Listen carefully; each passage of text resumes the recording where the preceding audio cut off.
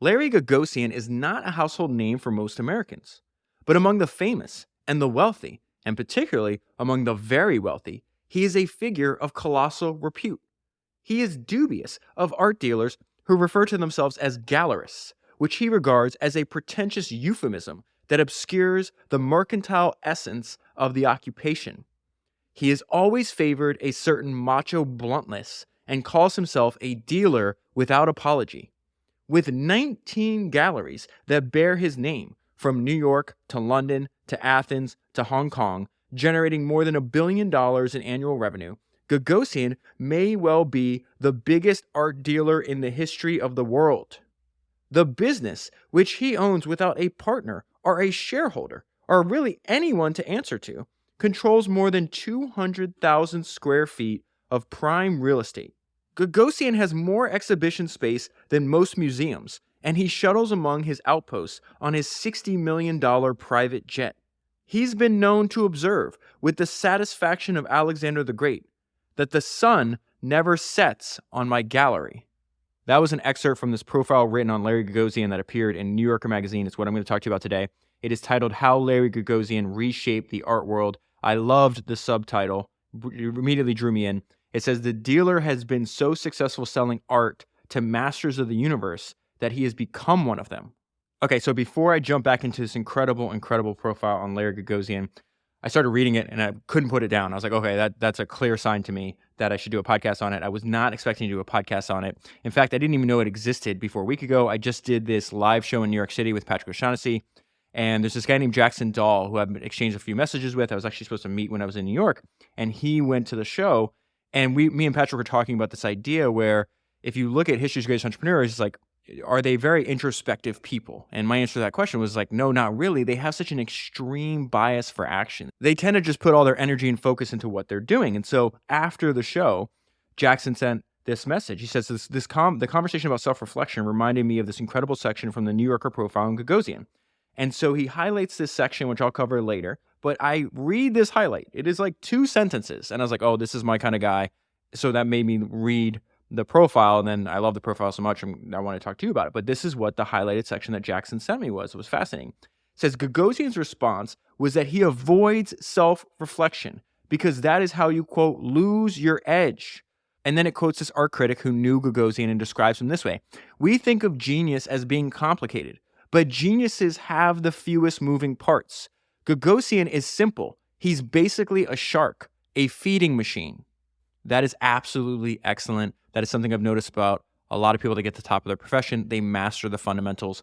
This reminded me of one of my favorite quotes, which I keep saved on my phone and I look at all the time as a way to kind of recenter, because there's a lot of times where I drift and I do too much and I'm kind of overcomplicating things. And so I read this. It says, a novice is easily spotted because they do too much. Too many ingredients, too many movements, too much explanation. A master uses the fewest motions required to fulfill their intention. Remember that sentence as we go through Larry Gagosian's story today. A master uses the fewest motions required to fulfill their intention. There is a genius in the simplicity that he applies to his craft. So I want to go back to that opening paragraph because it says something. This speaks to the fact that he's constantly referred to as like a shark or a tiger. And it says he is dubious of art dealers who refer to themselves as gallerists. So he says, I'm an art dealer. Other people that have the exact same job he does, they say I'm a gallerist, which he regards as a pretentious euphemism that obscures the mercantile essence of the occupation. That is a fancy way to say what David Ogilvy discovered about the advertising business. He says, we sell or else. He comes in the advertising business and he talks about, oh, these people think they're artists or they're trying to impress like the newspapers or the magazines or trying to win awards. He's like, I don't care about any of that.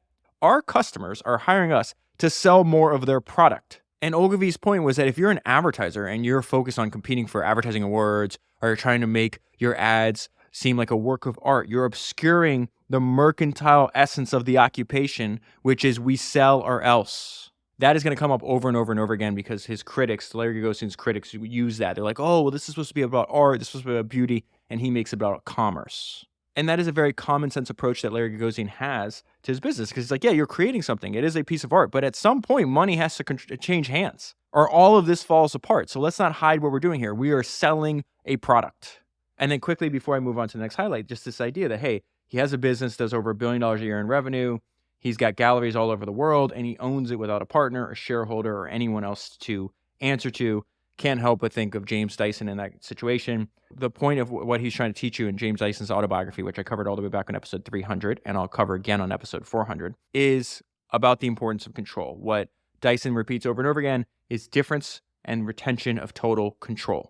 And you'll see the fact that he has complete control over all aspects of his business allows him to come up with maybe different ideas than some of his competitors. So let's jump right into that. So traditionally, the model for art dealers has been to bet on raw talent and then support these artists until work by some of them sells well enough to cover the bets made by all others. So in the startup ecosystem, that's going to sound a lot like seed investments by angels or venture capitalists. There is no seed investment from Larry Gagosian. In the system that he pioneered, he does not even bother with nascent artists. He has said plainly that an artist must achieve a certain amount of sales metrics before he'll consider getting involved.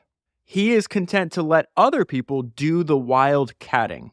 Let them drill the wells. He will wait till that well is producing oil to then get involved. So essentially, he uses his size to his advantage. Once they've discovered an unknown artist and nurtured her into a valuable commodity, he can lure that artist away with promises of more money, more support, and a bigger platform. And so you might be able to guess the census that comes next, because in any industry, at any time, anytime somebody stacks these bunch of these unfair advantages on one on top of another, and then gets a bunch of size and then uses that size to their advantage, they're described the same way by people that lack those resources and lack the ability to do so. So it says, when contemporaries, meaning his competitors, describe him, they tend to summon carnivore analogies. A tiger, a shark, a snake. His own publicist once described him as a real killer. And so on the next page, I actually printed this out. It's 77 pages when you print it out. It talks about the fact that there's part of his empire that is very confusing to a lot of his competitors. And the fact that he has to have a high level of overhead, and he operates on a much grander scale than any other art dealer. And so he has these lavish estates all across the world. He hosts these really expensive parties, but they're not really parties. You can clearly see what he's doing, and we'll go into that. The fact that they're essentially just they're sales events, just disguised as a party. So I'm just going to read through this, and we'll get to, I think, where these people are confused, but we've actually seen people use what other people think is liabilities as assets. And I'll get to that in 1 second. So he talks about, hey, he's obsessed with control. He wants to host the parties, right? He doesn't want to go to other people's parties. He wants to host.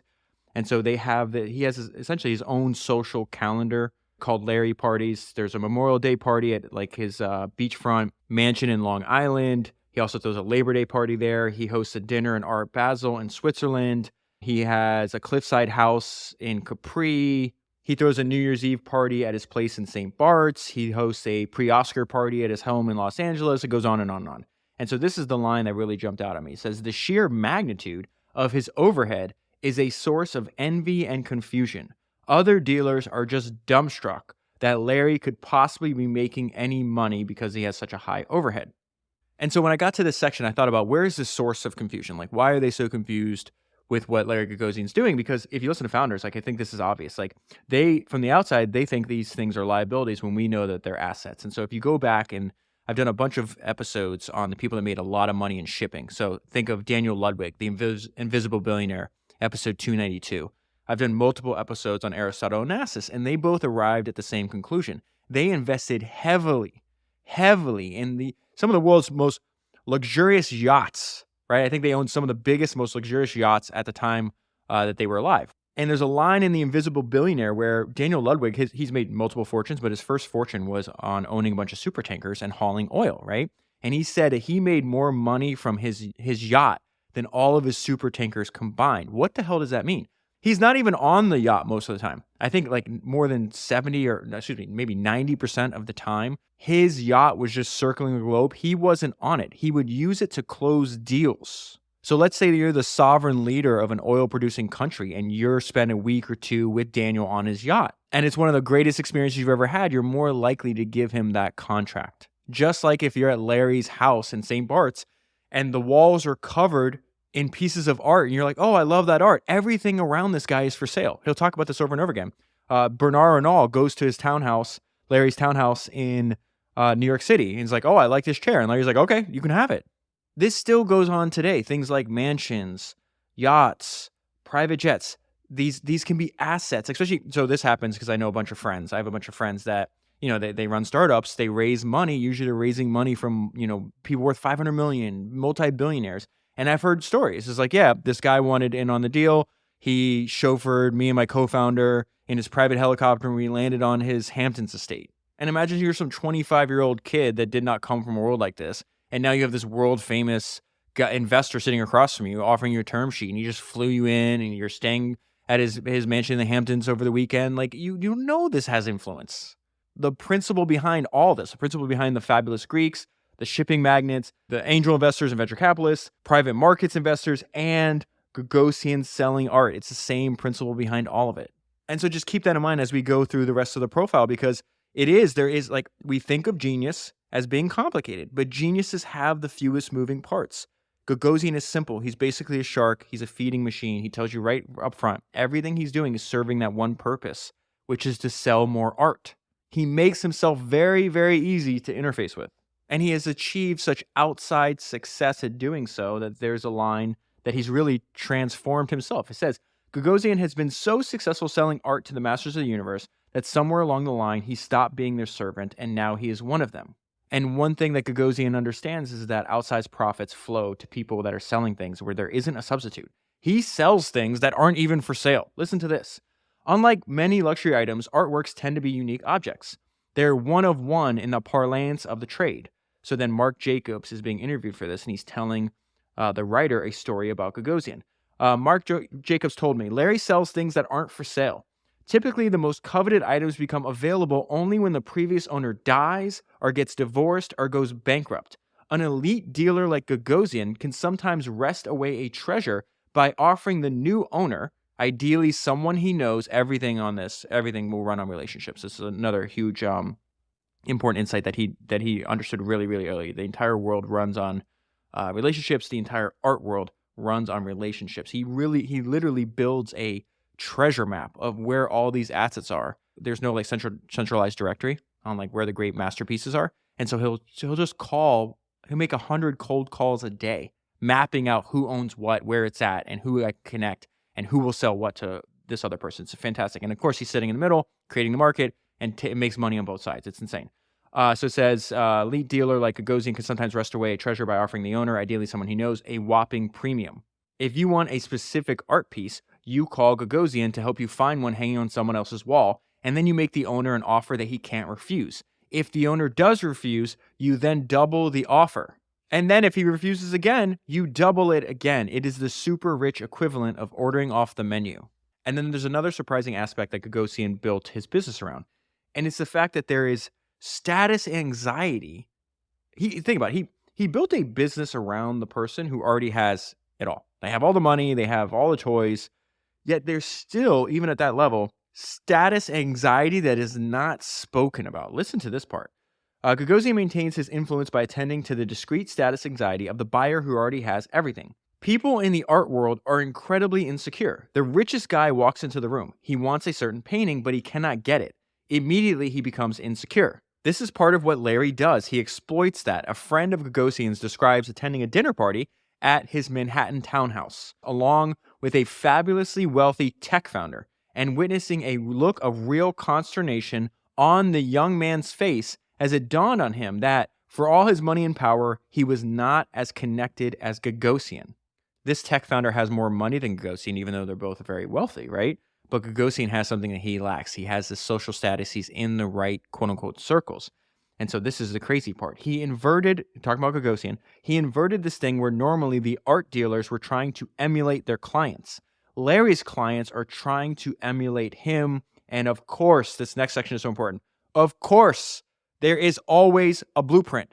There is a blueprint. There is always a blueprint. And of course, Larry Gagosian reads biographies. Gagosian is running the playbook of this guy that lived a long time before him that had his same job, named Joseph Duveen. This is incredible. Gagosian isn't the first to pull off this transposition. He is a big reader, and one of his favorite subjects is the life of Joseph Duveen, the great art dealer who helped assemble the art collections of Andrew Mellon, J.P. Morgan, and other robber barons. There are several biographies of Joseph Duveen, and Gagosian informed me that he has read them all. One thing that Duveen did that Gagosian is also doing is Duveen made a point of showing his clients that he lived better than they did. And this is what I mentioned earlier, that everything Gagosian does serves his main purpose, right? Numerous friends of Gagosian cautioned me not to mistake this merry-go-round of parties and galas and super yacht cruises for a life of leisure. This guy is always working. This motherfucker works 24/7. All of the fun dinners, they have a reason for being fun. The parties are marketing showcases in disguise. And so ever since I did that podcast on Bernard Arnault, it's episode 296 if you haven't listened to it yet, I've just been fascinated with trying to collect as many stories about him as possible. And there's actually, he appears, I mentioned this earlier, but he appears in this piece. And so he's at Gagosian's townhouse in Manhattan. And he says, Arnault expressed enthusiasm for some art on display. And I told him, everything here is for sale. You want to buy this chair? You can buy this chair. You want to buy the painting? Just ask. It is all for sale. This is what I mean about Gagosian. Just makes it really easy to interface with him. He's a shark for sales, right? Gagosian insisted to me that he does not sell art out of his house, and then allowed that he actually has. I love that. I don't do that. Oh, yeah, I actually do that. He's just hilarious. And he says, a true dealer knows that everything has a price, and the best way to raise the price of something is to say that you would never sell it. That is actually not a direct quote from Gagosian, but that does describe him. So let me say it again. A true dealer knows that everything has a price, and the best way to raise the price of something is to say that you would never sell it. And so the majority of this piece focuses on like Larry's business, how he built the business, what it looked like when he was in the early days, what it looks like now. There's not a lot of family history, but it is fascinating because you and I talk about this over and over again, that you can always understand the son by the story of the father. The story of the father is embedded in the son. They do bring up the fact that his early life, he was exposed to, his dad was a bit of a drunk and a gambler and rather financially illiterate. Another example of one of my favorite quotes from Game of Thrones, those on the margins often come to control the center. Those on the margins often come to control the center. Gagosian did not start life as an insider. He grew up in a middle-class Armenian-American family. His father was an accountant who later retrained to be a stockbroker. It wasn't a happy childhood. His father liked to gamble, so he's now Gagosian's talking about his dad. His dad's name is Ara. Ara liked to gamble more than he should. He drank more than he should. Still describing his dad. His life didn't seem particularly disciplined. Most of his stockbroking consisted of trying to talk his relatives into buying securities from him. His dad dies of lung cancer at the early age of 59 years old. At that time, Gagosian is only 24. And this is really interesting that Gagosian, anybody describes him now, is like super ambitious. He's working all the time. He knows what he wants and he's chasing after it. But in his early life, he did not have that. Yeah, his early years, meaning his early 20s, had a notable deficit of the quality that has now come to define his life, ambition. He dropped out of college twice, and it took him 6 years to finally graduate. He held down a string of menial jobs. He worked in a record store. He worked at a grocery store. He worked a graveyard shift at a gas station. Then he became an assistant at the William Morris Agency. It's amazing how all these stories connect together. I've done many years ago. I did a podcast on Michael Ovitz. I'll eventually reread that book. And there's a second book about the founding of CAA, the firm that Ovitz started, that I'm going to read and make a podcast on as well. But he is actually, at this time, Gagosian is working as Michael Ovitz's assistant. I think he's working like 60 hours a week for like $90. And it was working in this office environment. He's like, oh, I'm never going to work in an office environment ever. He hated the airless corporate environment and the jockeying of his colleagues, likening the experience to a knife fight in a phone booth. And Ovitz was interviewed for this piece too, and he said something that was fascinating. He says that he believed that Gagosian could have made a formidable agent because he said that art dealing and being an agent, the vocations are similar. You are buying and selling. And that is really the view that I have of Gagosian in my mind after reading this, is he's just a master salesman, and he doesn't try to hide that. He understands that artists are usually internally driven. They want to create works of art because they have a compulsion, a desire to, but he makes it easy for them to do that for a living because he makes sure that their bank accounts stay full. And you know that because how he got into the business. So he quits the William Morris agency. He's like, I don't want to work in an office. And so he goes and gets a job as a parking attendant. And he's in Westwood. This is in LA. He says, then one day he noticed a street vendor selling posters at the edge of the parking lot. This is his first exposure to the art world. Selling posters of cats, right? On the street. And so he's parking cars. He noticed a street vendor that's selling posters at the edge of the parking lot that he's at. If Gagosian possesses one secret weapon that has equipped him for success, it might be his disinhibition. That is not a common, you probably know what it means. That is not a common word, so I went and looked it up. Disinhibition, the inability to withhold an inappropriate or unwanted behavior. The inability to withhold an inappropriate or unwanted behavior. Gagosian is going to be a very, very polarizing figure. You either love him or you hate him, but you are compelled to have some kind of opinion about what's going on. And so this is what they mean about disinhibition and why it is probably a weapon that he has wielded for amazing success, because this is like 40 years later, he's still in this business. So he goes over to the vendor and he's just checking out what he's selling. It's a kitten, a picture of a kitten playing with a ball of yarn. So Gagosian proceeded to, in his words, copy this guy's business. Gagosian started buying directly from the firm because he found out who's the supplier of the posters. Figured out who the supplier of the posters for. He says, okay, I'll buy directly and I will start doing this because this is a way to make money and I can do this outside. I don't have to be inside in an office. So he starts buying directly from the firm and selling on his own. Art was an arbitrary choice. This is very important. Art was an arbitrary choice. If the guy had been selling belt buckles, Gagosian said, I might have tried to sell belt buckles. He just wanted a product that, one, he knew was already selling, and two, then he would just sell it. But the difference between Gagosian and this guy that he found at the edge of the parking lot is the guy at the edge of the parking lot stopped there. Gagosian is relentless. He's focused on one thing, and he relentlessly improves that. So what does he do? He adds a cheap frame to the kitten poster playing with a ball of yarn. Why does he do that? By adding a cheap frame, he discovered he could sell a $2 poster at a considerable markup. He started charging $15. He starts making so much money, he's able to lease a little patio, and he starts to sell these framed posters to passerbys on this avenue. Then he began letting local craftspeople sell leather goods and other trinkets on his patio in exchange for $6 a day in rent and 10% of their gross sales. He called this the open gallery. He's doing this in the year 1972. That would make Gagosian 27 years old at the time, and 51 years later, he is still in the art dealing business. And it's important to note that he starts a business without knowing how to run a business. So he starts hiring people. When he's just a one-man shop, he's making a bunch of money. Then he leases the patio and the real estate. Then he hires a bunch of other people. And he's just having trouble. He's like his revenue sources are unpredictable. So he's got a bunch of unpaid bills. He's got creditors chasing him down. He almost had his car repoed one time. The few employees that he does have, they know that when he issues paychecks, they literally have to run to the bank. And whoever gets there first is the one that actually gets paid before those other checks bounce. So he didn't know what he was doing, but he's a very quick learner, and soon he learns how to run a business. And so then he's like, okay, I don't want to just sit here and sell cat posters all day. Like, what else can I do?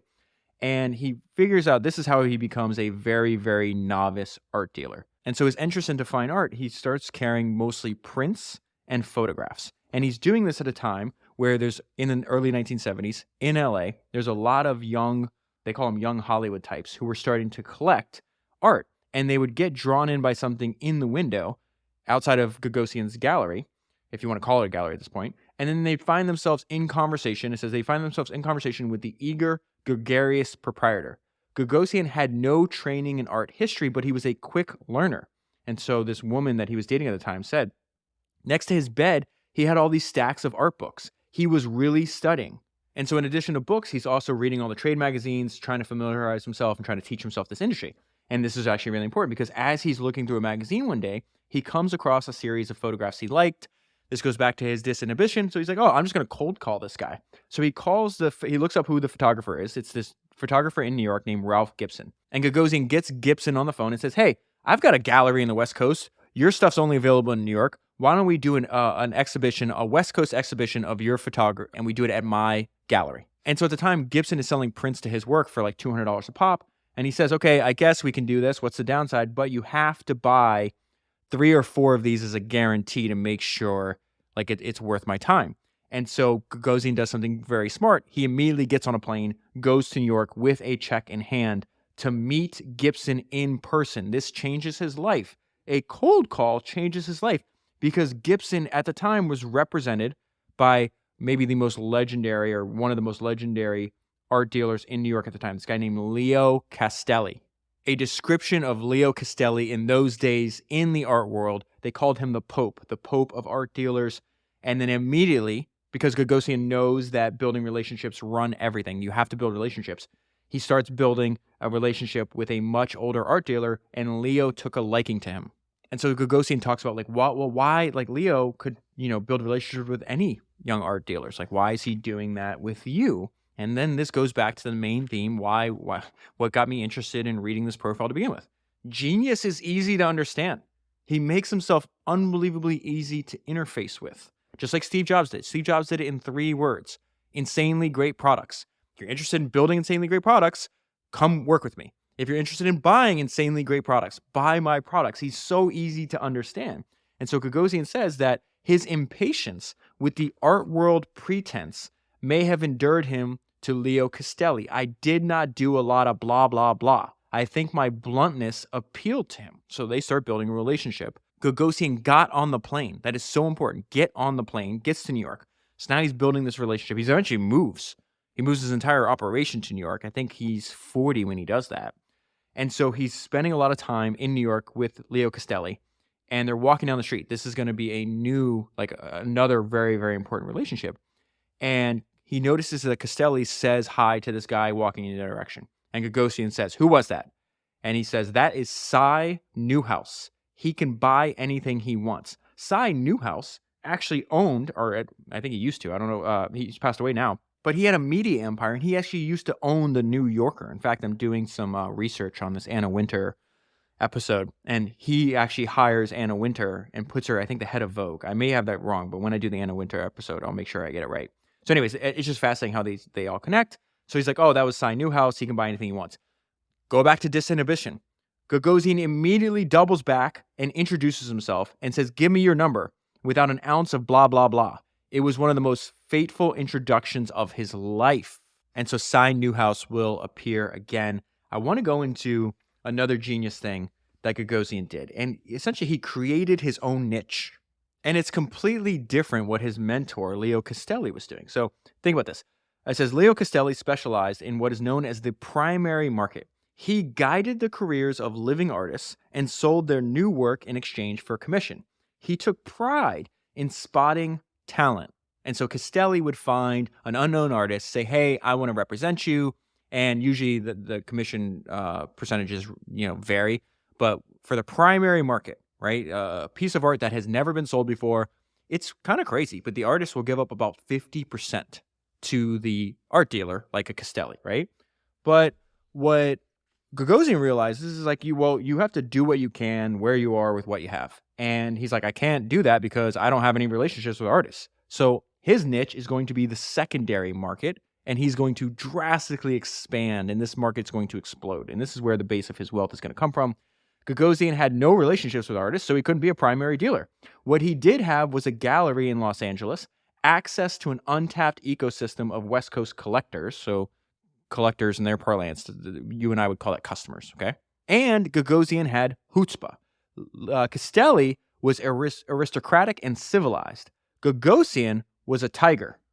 And then the other difference between Gagosian and Castelli is Gagosian wanted to build a business around the richest people in the world.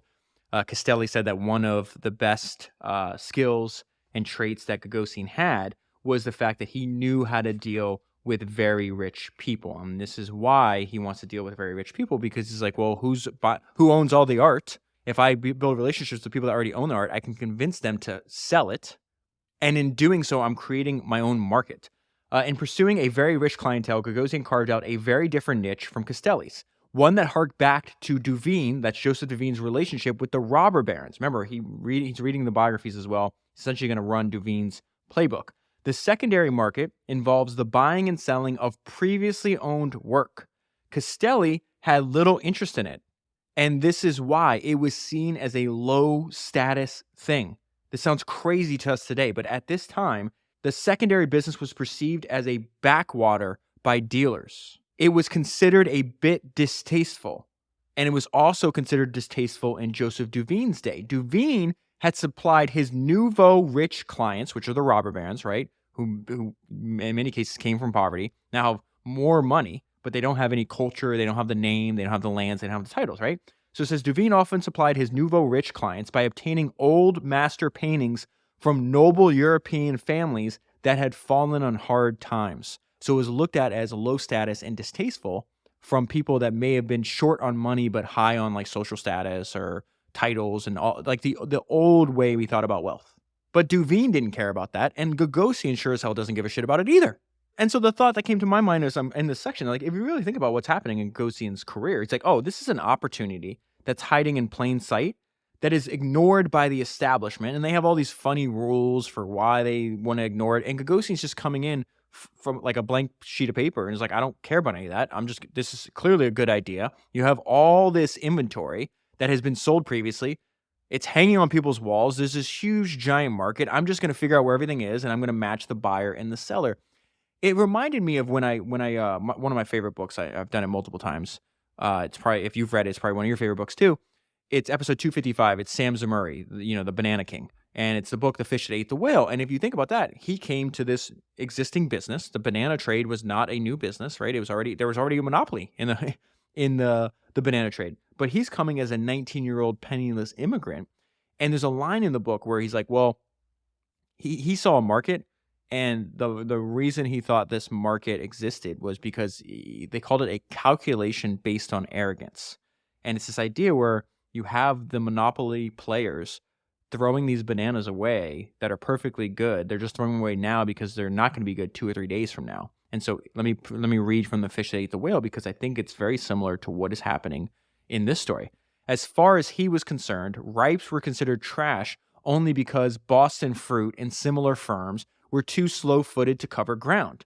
It was a calculation based on arrogance. I can be fast where others have been slow. I can hustle where others have been satisfied with the easy pickings of the trade. Gagosian is going to build an empire. He is going to go from selling to the masters of the world or the masters of the universe to becoming one of them. And the opportunity was hidden in plain sight and rejected by other people that were more established players in the industry in which he's entering. And just as important, he's at the right place at the right time to run Joseph Duveen's playbook, because this is in the 1980s and there's this massive explosion of new money, just like there was a massive explosion of new money in the robber barons' day. By the mid-1980s, a new generation of wealthy Americans was eager to assemble great collections. Cy Newhouse, we're back to him. Cy Newhouse had a media empire, and for more than 3 decades, he was the owner of this magazine, The New Yorker, and his family still owns Condé Nast, which is the parent company of The New Yorker. He was also obsessed with 20th century art.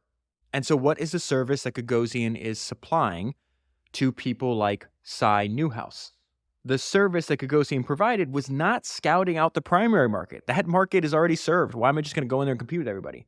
It was being a detective on the secondary market. And so the way to think about what's about to happen here is that Gagosian was very secretive. He's still very secretive to this day. I think he would agree with this, the maxim that bad boys move in silence, but he's going to benefit because he's collecting all this information that no one else had, so he's going to benefit from an information asymmetry. And so it says masterpieces are rare and often hard to find. There was no central registry that records the owners, locations, and prices of artworks. Being a good secondary dealer requires knowing which people are collectors, where they live, what hangs inside their houses, and whether they might be induced to part with any of it.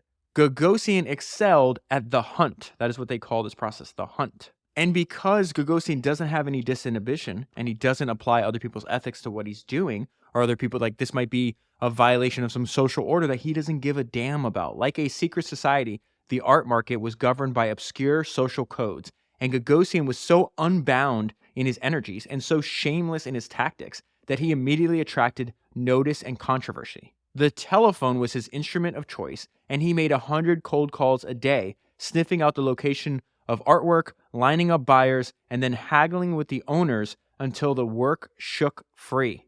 And this was the result. Significant art that had been locked up suddenly became accessible. And there was another key here, and this is why I mentioned that relationships run everything, is the fact that it says he had access to a treasure map in the form of Castelli. Castelli said I could give him a lot of information on where the paintings were because I had sold most of them. Castelli had sold them when they were on the primary art market. Now, his protege, right, and his friend is making a map of the secondary art market, and he could just go and say, Castelli, tell me what piece did you sell, who'd you sell it to, how much did you sell it for, and when?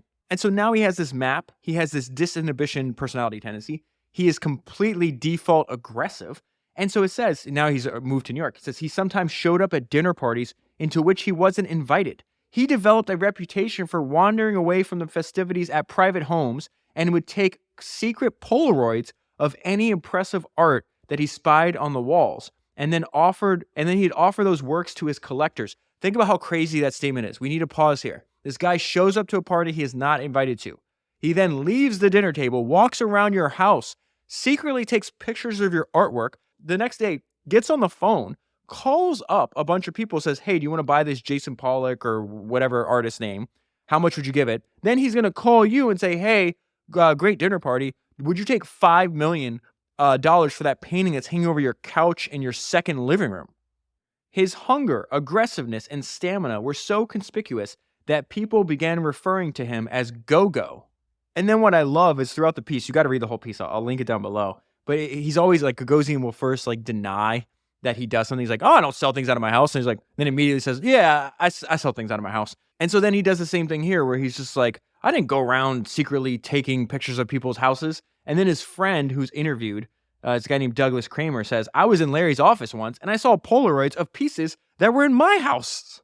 And I think this all relates together. I think it just stems from the fact that Gagosian just believes that everything is for sale. And so Marc Jacobs is back in this piece and he's telling the writer about the time where he's having a dinner. He hosted the dinner in his apartment in Paris and Gagosian was there. And several days later, Gagosian calls Marc and says, hey, would you sell these 2 paintings that I saw in your apartment? And they wind up quickly coming to terms. And Marc Jacobs describes at the pace in which Gagosian moves. So he invites him over to dinner. He sees 2 paintings. 2 days later, he says, hey, will you sell them? They wind up hammering out the amount right away. 3 days later, the money's in Marc Jacobs' bank account. And he was doing things like this all day long. So another example, there's this family that was big art collectors.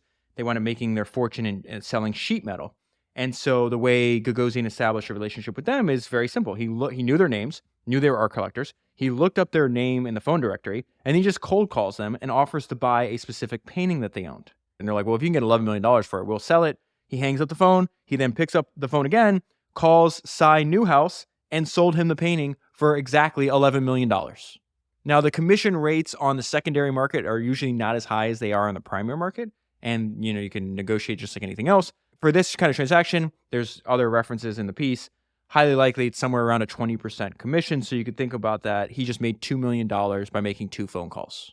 And so if you grew up in a middle-class family, your dad was a drunk and he was a gambler, you didn't have a lot of money, and now you can make, $10 million a day, you would probably work 24/7 too. And so by the 90s, he's just making a ton of money. He's buying houses in Long Island. He's got a carriage house on the Upper East Side. He's driving a Ferrari. He's leasing this giant new gallery space on Madison Avenue, and yet he's still not letting his foot off the gas. So they talk about he just built out this gallery on Madison Avenue. One of his friends is standing next to Gagosian in the gallery, looking out at the street, watching all the people go by. To his friend, maybe to you and I, those are people. That's not what they were to Gagosian. They were prospects. Listen to this. So he says all these people were walking by. He was clocking which men of extreme high net worth and which existing or potential art collectors were passing by and saying, there goes so-and-so. He knew who everyone was. He saw them before they knew him. That kind of aggressiveness and that eagle sharpness for who mattered. There was no precedent in this business for that. That's the eye of an industrialist. That is someone who is seeking to build a massive financial empire. And so this is a little bit about how Gagosian manages his empire. He does not like formal meetings. He finds bureaucracy and protocol dull. To increase his sales, he hired several people to join him as what he calls directors. So directors are given a phone and a computer and instructions to sell. There would be no mentoring from Gagosian. There's no hierarchy. There's Larry and there's everyone else. Gagosian will telephone his directors all day long. If he cannot reach them, he will call them 10 times. He will call their spouses. He will send company-wide emails demanding to know why people have not picked up the phone. Why would directors put up with this? Because there's a lot of money on the table. Directors can make 10% of the gallery's profit on a sale. And so the writer of this piece is at lunch with Gagosian, and he's asking him, it's like, okay, well, like there's no mentorship. Like, is this a succession plan or what's going on? And he says, he assured me that he has no plans to retire or to even step back a little. I enjoy what I do. I don't know what else to do. He's 78 years old when he says that. Describes him. He's affable and charming, but noticeably guarded. He will happily repeat anecdotes that he's told 1,000 times, but he greets any questions about his motivations or his psychology or the particulars of his business with stoned-faced implacability of a secret agent. This may be the natural result of running an operation that is reflexively discreet.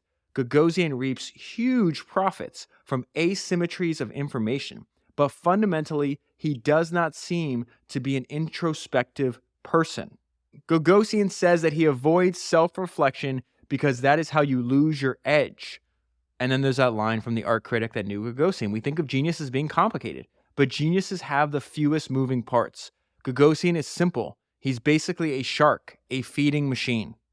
So I think there's two things that are at play here. One is Gagosian, like most of the people that you and I study on the podcast, it's like they just have extreme biases for action. They don't sit around and bemoan if things aren't going well. They act. They know exactly what they want to do. They just keep pushing forward. In fact, this reminds me of Sam Zell. So my friend Rick Gerson was close friends with Sam Zell for like 2 decades. And he told me a story that is just absolutely amazing and I think is illustrative of this description of Larry Gagosian. And one time, Sam and Rick go and they're doing this pitch for this opportunity that they want to pursue. And the person that they're pitching decides, hey, this isn't something I want to do. And so a few hours later, Rick and Sam Zell are on the plane, and Rick brings up the fact that, man, can you believe like that meeting didn't go that well? And Sam Zell looks at him and goes, huh? Almost as if he didn't even know what Rick was referencing. And then Rick brings it up again, and Sam said something that, again, I think is genius in its simplicity. He goes, I can definitely look forward. I might be able to look left and right. I sure as hell can't look backwards. Sam had already forgotten about the meeting and moved immediately on to the next thing he wanted to do. He had an extreme bias for action.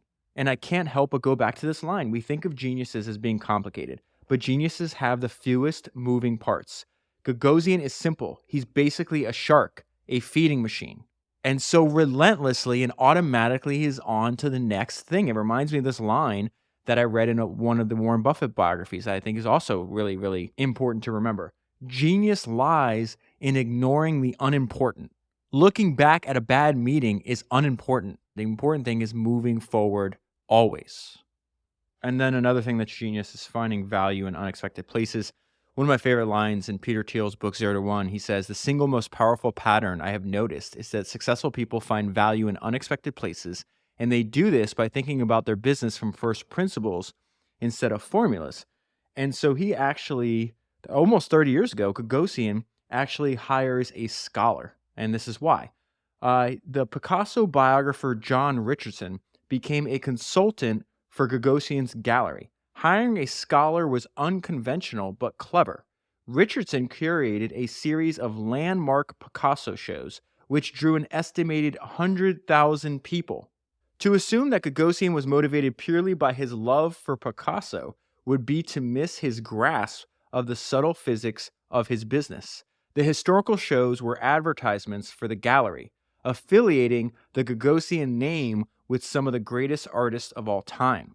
And as you can imagine, somebody that's been in the same business for 51 years likes to play the long game. There was another benefit to hiring Richardson. As for the relationship with Richardson, Larry is playing the long game. He understood the involvement that John had with members of the Picasso family. Richardson has since passed away, but now Gagosian has relationships with several Picasso heirs. In the end, Gagosian got more from his relationship with Richardson than he ever thought he could. And so the initial basis of his business was this secondary market. He becomes unbelievably successful in the secondary market. And so then he expands out and he starts building relationships. He wants money. He wants to get the money in the primary market as well. And so because he's well known, he has a success, it allows him to build. Now he can start building relationships with living artists. And so he builds the relationship with living artists just like he did with collectors on the secondary market, which is he just calls them over and over again incessantly. And so he wanted to build this relationship. This guy has recently passed away, but this artist named Twombly. And initially, Twombly would pick up the phone and immediately hang it up over and over again. Gagosian kept calling, and then he finally breaks through. He says, "It's the crazy Armenian. Do not put down the phone." Twombly was so amused that he decided to hear Gagosian out. And it's a good thing that he didn't hang up the phone because Gagosian is going to wind up being Twombly's best salesman ever. He sometimes sells the paintings that they're doing a few days after they're created.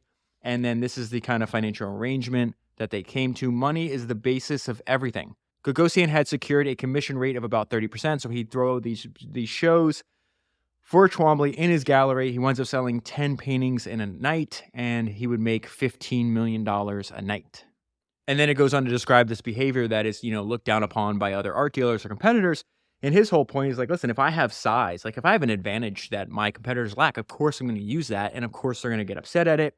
And he also doesn't care about your traditions or your sense of ethics. He feels perfectly comfortable deciding what he's going to do for himself.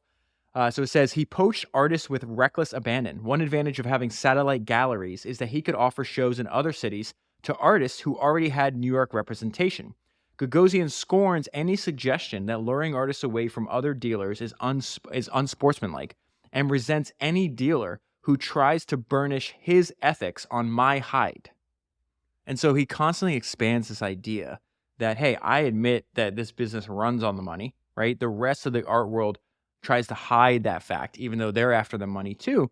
And so a lot of his competitors don't like the fact that he has these size advantages or that he has this aggressive nature, but his artists like it because, again, he is providing a service for them. Not only does he sell their work and fill up their bank account, but he helps them expand their ambitions. He helps them understand that there's value in their work. In fact, there's a hilarious, and the way he does this is really funny to me. There's a hilarious exchange. So there's this painter named Cecilia Brown. She grew up in England, rather. And her stepmom first meets Gagosian, and, they're all English.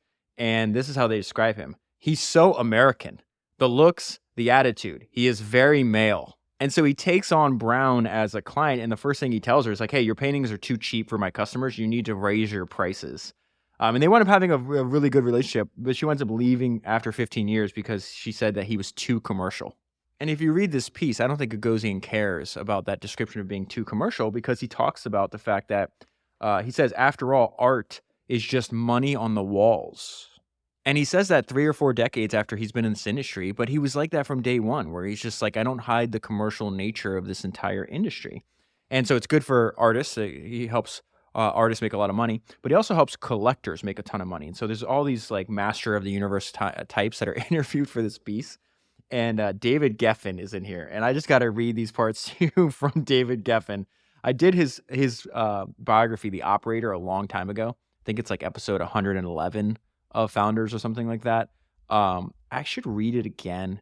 I just find him a very fascinating person from where he started out to where he wound up.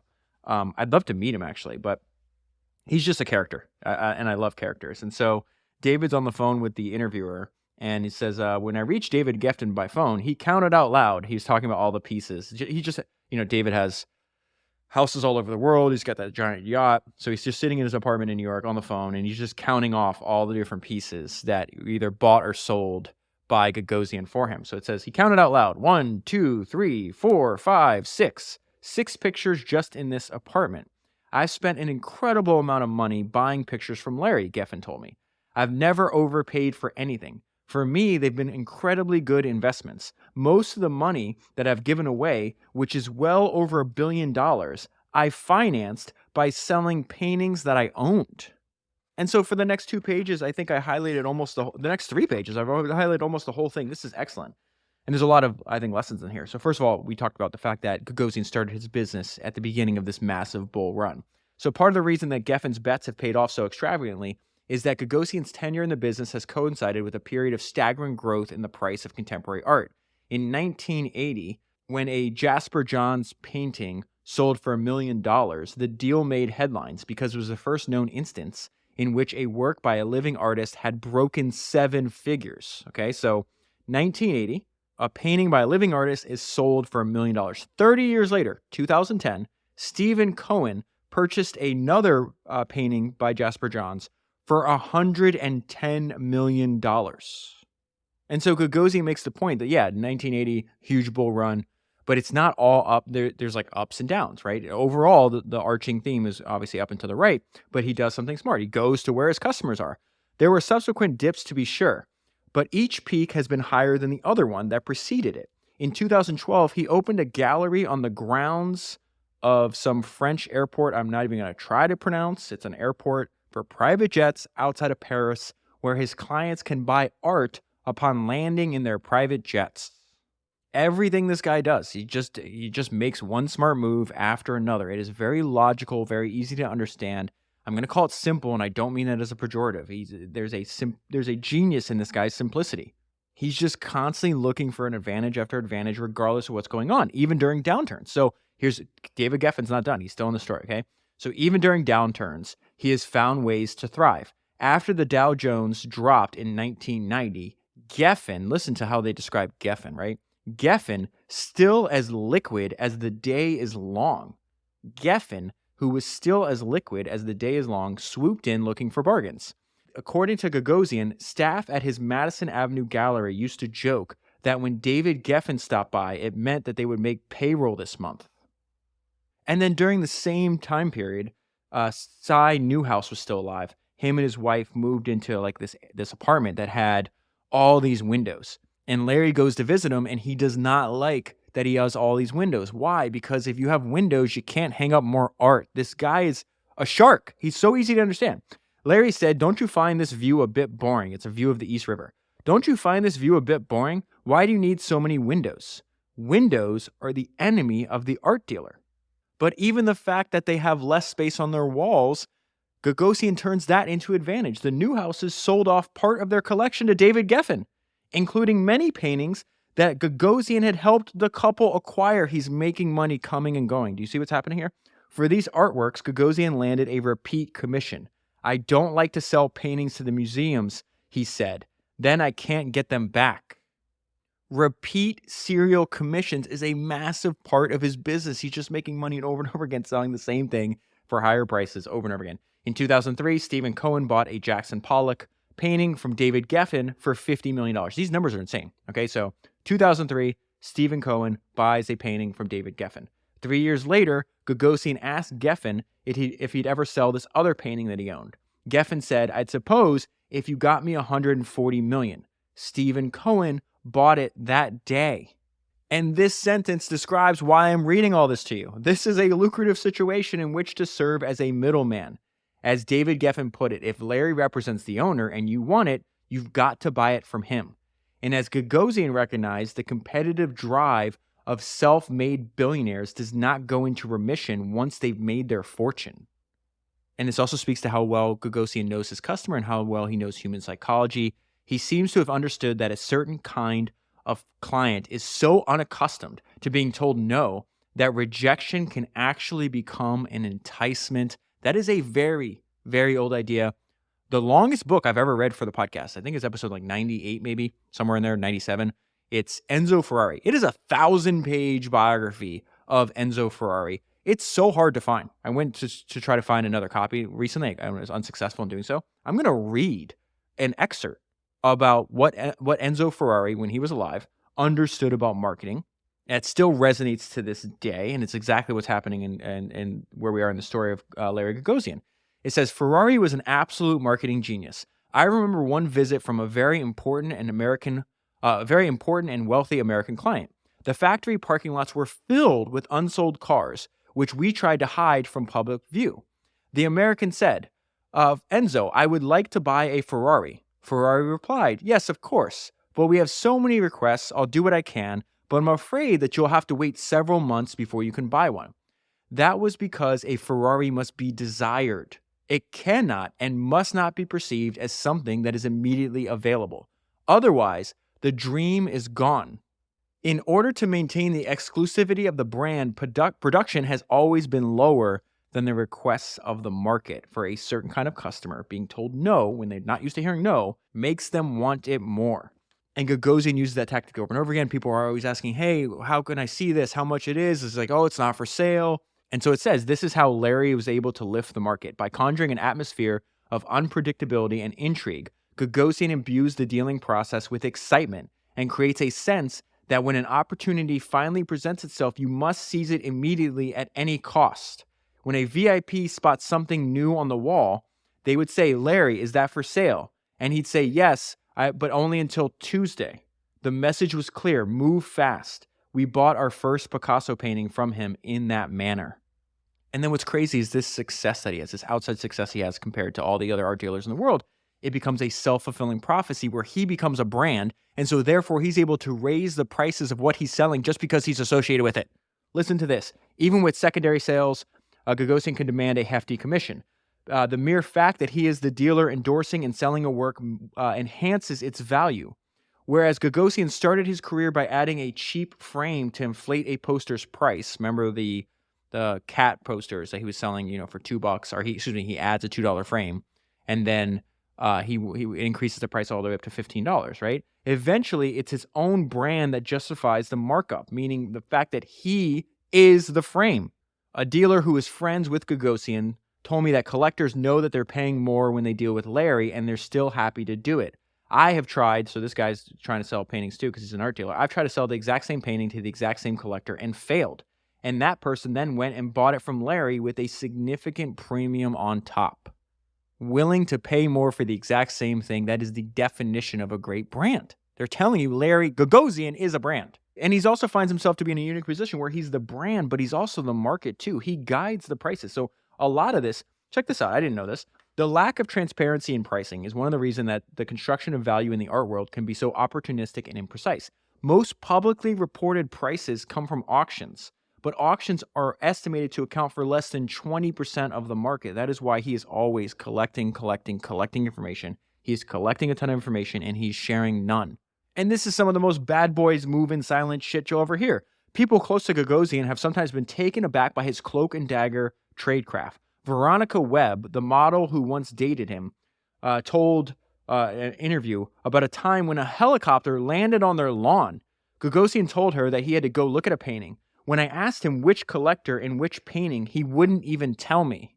So there's no way he's going to tell the price, but he's not even telling his live-in girlfriend who the collector is and what painting he's even looking at. And the prices in this world seem to be completely arbitrary. There's a great line by David Ogilvy where he says pricing is guesswork. Well, it's even more extreme in the industry that Gagosian's operating in. So let me tell you this story. So there's this billionaire financier named Ronald Perlman, and Perlman and Gagosian are like friends, and then they wind up suing each other, and then they're now friends again. But they're telling a story where Perlman is in the gallery one day. This happened all the way back in 2011, and Perlman goes up to Gagosian and says, "Hey, what is this painting cost?" And Gagosian says it's $8 million. Of course, nothing in his gallery has a price tag on it. Okay, so it's like, this is $8 million, and Perlman's like, "I'm not paying 8. I'll give you 6." And Gagosian's like, "No, I'm not budging." So Perlman leaves. He keeps thinking about the painting, however. And a week or so later, he says, "Okay, I'll pay 8. Like, I offered, you told me 8, I said 6, but I'll pay 8. And then what does Gagosian do? You know what he's going to do. He's not going to sell it to him. Too late, Gagosian said, "I just sold it to someone else." Sometime later, Gagosian came back to him, and it sounds like it was like a few days later. Gagosian came back to him and said that the new owner, whose identity he would not disclose, would sell for $11.5 million. Remember, he's going to be making money on every sale, both sides. Says, "Okay, I told you could sell for 8. You said no. You said 6. Then you came back and said 8. Now I'm telling you it's $11.5 million. And Perlman, who a few days earlier had balked at paying $8 million, agreed, "I won't pay $11.5 million, but I'll pay $10.5 million. And it turns out that a few days before that, Gagosian had sold it not for 8, but for $7.25 million. So then Larry calls the family that had just bought it for $7.25 million and says, do you want to sell me that painting? They're like, we just bought it. But then he tells them, I'll sell it for you for $10.5 million. Of course they're going to do it. They just made $3 million in a couple of days of doing nothing. I don't even think they even took possession of it. And so this is why, gives you an insight into why Larry's obsessed with all these phone calls and how lucrative his business could possibly be. In the resale to Perlman, the family made a profit of $2 million and Gagosian got $1 million commission. Absolutely incredible. Okay, so let's go back to this idea where he finds a way to insulate himself from all these, like, the booms and busts in the art world, the booms and busts in the economy. There is just a reminder that there is always, on the planet, there's always somebody somewhere making a lot of money. And so, of course, Gagosian is going to sniff it out. So there is this decrease in the American market that coincides with this massive increase in the post-Soviet Russian market. And so what he did, one way that Gagosian has insulated himself from the ups and downs of the art economy is by seeking out emerging markets. So he goes and develops these relationships with all these post-Soviet oligarchs, is what they call them. And this is the result, incredibly, between 2004 and 2008. So that 4-year period, this would be what? Let's say 35. This is almost 40 years. He's been in the business for almost 40 years at this point, 35 years, something like that. Incredibly, between 2004 and 2008, Russian buyers were responsible for almost half of Gagosian's business worldwide. Eventually, he has to shut down that part of the business because the U.S. sanctions Russia, and so he has to stop selling to them. And then this is just the way he looks at it. From our conversations, I get the sense that Gagosian does not feel particularly burdened by ethical conundrums, and that he adheres to a simple rule. If it is illegal for him, remember, everything goes back to simplicity, right? It is illegal. If it is illegal for him to do business with someone, he will not. Otherwise, it's not for him to parse the moral credentials of potential buyers. And then Gagosian, being a student of history, points something out. There's a ton of, throughout this piece, critics are saying, money, some critics and some artists are saying, money ruins art. It's all about the money. It's not about the art. And the point that they make in the piece is like, none of this is new. History doesn't repeat. Human nature does. There's nearly 500 years ago, Giorgio Vasari wrote about the lavish prices that the great artists of the Renaissance commanded and the manner in which they jockeyed for wealthy sponsors. It's the exact same thing 500 years later. And then the piece ends with actually a story about him failing to close like a young new artist, and really speaks to the fact that there is no separation between Larry Gagosian and the person and the company. And it's also an illustration of his domineering and relentless nature. The artist's name is Wood. Wood wanted to know about the gallery's long-term future, so she asked, what will happen when you die? What the fuck is wrong with you? Gagosian exploded. Talking about my death when we're trying to have a meeting. Gagosian told Wood that he wasn't going anywhere. It may have been that he was succumbing to an affliction that is common among megalomaniacal plutocrats, an inability to imagine a world in which he no longer exists. Wood excused herself to go to the bathroom. Then her phone lit up with a text from Gagosian. He sent the same text 3 times. She thinks it was an accident. He sent it 3 times. This is what the text said. The other galleries that you are considering will most likely go out of business before my demise. Gagosian's board meets twice a year. Nobody seems to believe that the board could take over should he die or retire. So the question remains, can Gagosian survive without Larry, like Chanel after Coco? Or will there be a sale? There has been speculation in recent years of a possible acquisition by the French conglomerate LVMH, but Gagosian says that isn't happening. The Gagosian brand unquestionably has tremendous value, but so much of what has made the gallery thrive is Larry's own network and eye and persona. In other words, he is the company, and the company is him.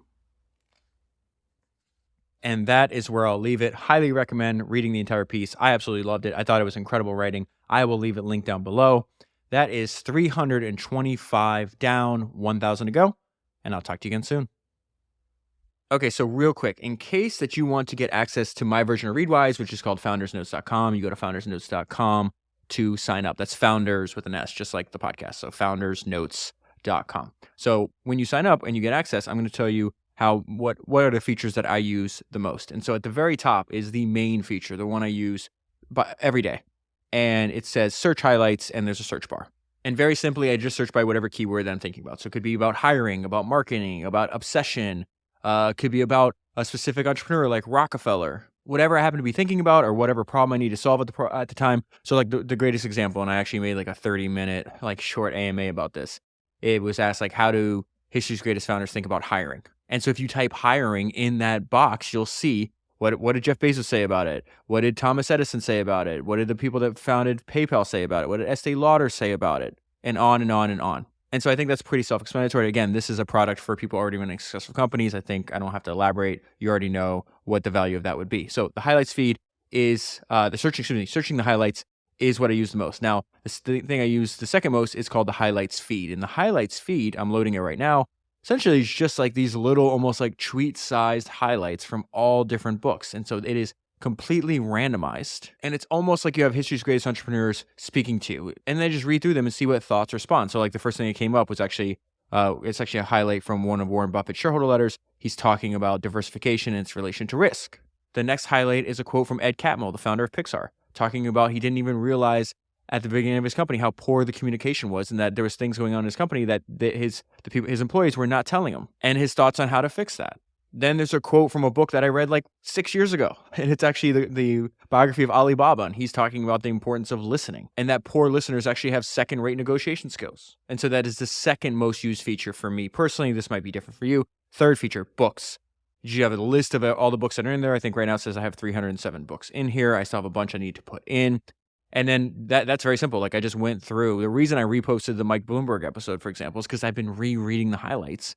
And so I went back. If I don't have time to reread the book, which I will in the future, but I just read through. I think I have like 44 highlights of Bloomberg's autobiography here. And you read through them, and there's just so many ideas. And this is happening like 15 minutes. It's absolutely incredible. So that's self-explanatory. You can search by book.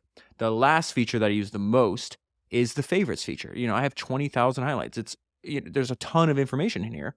And so what I'll do is as I go back through the highlights, and I've done this forever, and that's why this number will always go up. I have 839 favorites now, but if you're listening to this months from now, it's going to be higher.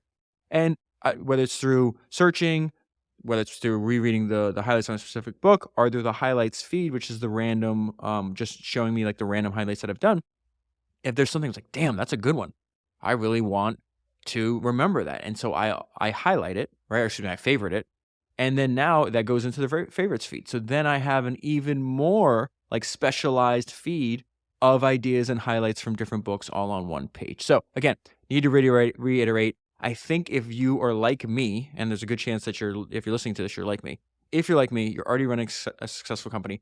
I think it's a no-brainer. I would at least test it out for a year. There's a chance that you don't like it. I'm not going to share that opinion with you because, like I said before, I listen to it, or I should not listen to it. I use it every day. And I think what this is going to be good for, and what I hope to do is like for a founder to just have a browser, this notebook sitting in a browser that they can tap into anytime. I think that's going to be very valuable. And I can say that because it's been very valuable for me. So hopefully that makes sense. If you want to test it out, it is foundersnotes.com. Again, foundersnotes.com. And I also leave a link down in the show notes if you want to grab the link from the podcast, the show notes on your podcast player, foundersnotes.com.